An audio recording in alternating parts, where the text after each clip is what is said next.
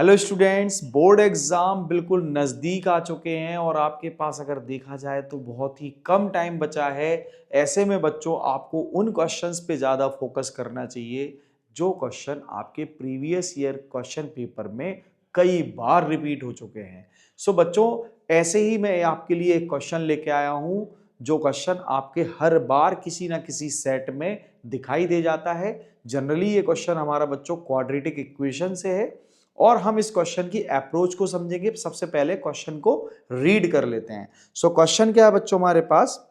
A train travels a distance of 480 kilometre at a uniform speed. If the speed had been 8 kilometre per hour less then it would have been taken 3 hours more to cover the same distance. Find the speed of train. सो बच्चों, इस question को solve करने की हमारी approach क्या होगी, इस approach को समझ लेते हैं। देखो बच्चों, यहां पर क्या है, हमको गिवन है 480 किलोमीटर की डिस्टेंस जिसको ट्रेन ट्रेवल कर रही है। सो हमारे पास बच्चों डिस्टेंस कितनी है? डिस्टेंस कितनी होगी? Distance distance is equal to 480 kilometre. ठीक। अब भाई ये 480 किलोमीटर की डिस्टेंस को कवर करने के लिए ट्रेन की कोई ना कोई स्पीड तो होगी। क्या वो स्पीड हमको गिवन है? नहीं भाई, कोई स्पीड गिवन नहीं है। So let's suppose the uniform speed of train be x. Let the uniform speed of train is equal to x kilometre per hour. ठीक। हमने ट्रेन की स्पीड कंसीडर कर ली, लेट कर ली एक्स किलोमीटर पर आवर। तो भाई जाहिर सी बात है कि 480 किलोमीटर को ट्रैवल करने के लिए कुछ ना कुछ टाइम जरूर लगा होगा। वो टाइम क्या होगा बच्चों? आपने फिजिक्स में पढ़ रखा होगा, time is equal to distance upon speed. So बच्चों, हमारे पास टाइम का फॉर्मूला क्या होगा? Time is equal to distance upon speed. ठीक। ठीक, ये बात समझ में आ गई। अब क्या करेंगे? भाई देखो, 480 किलोमीटर की डिस्टेंस को x की स्पीड से ट्रेवल करने पर कितना टाइम लगेगा भाई? टाइम लगेगा 480 अपॉन x। अब भाई ये स्पीड जो है ना, ये जो डिस्टेंस है ये किलोमीटर में है और स्पीड किलोमीटर पर आवर में है। स्पीड का में किलोमीटर पर आवर में, तो इसका जो टाइम होगा वो आवर में आएगा। ठीक, आवर में आएगा। तो ये हो गया टाइम 1। क्यों भाई टाइम 1? क्यों? क्योंकि इसी डिस्टेंस को यही ट्रेन 8 किलोमीटर पर आवर की कम स्पीड से भी ट्रेवल करने जा रही है। तो व्हेन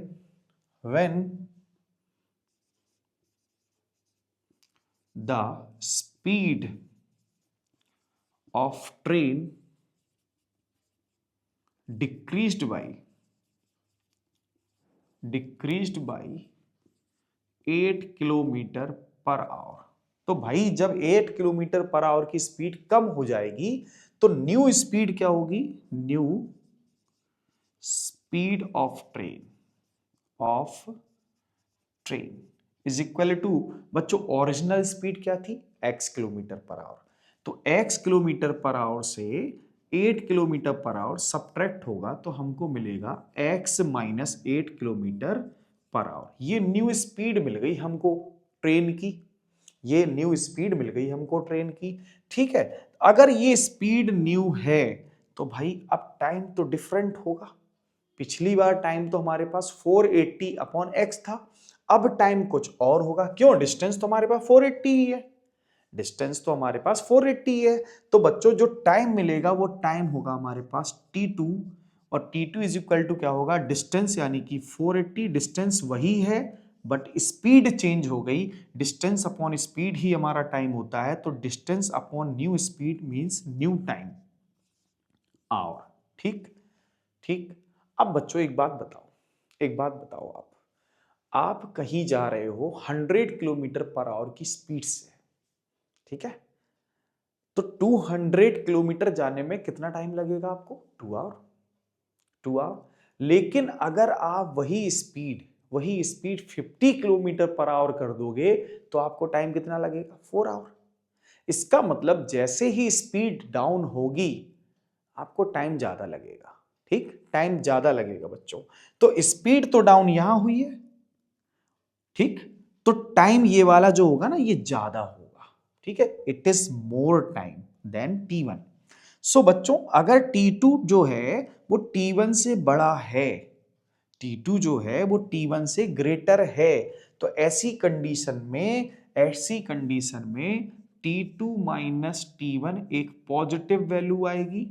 और वो क्या होगी बच्चों, देखो अगर वो इस स्पीड से जाता है तो उसको पिछले बार से 3 घंटे ज्यादा लगते हैं, तो इन दोनों का डिफरेंस 3 आवर ही तो होगा। जितना टाइम ज्यादा लगेगा वही तो इनका डिफरेंस होगा।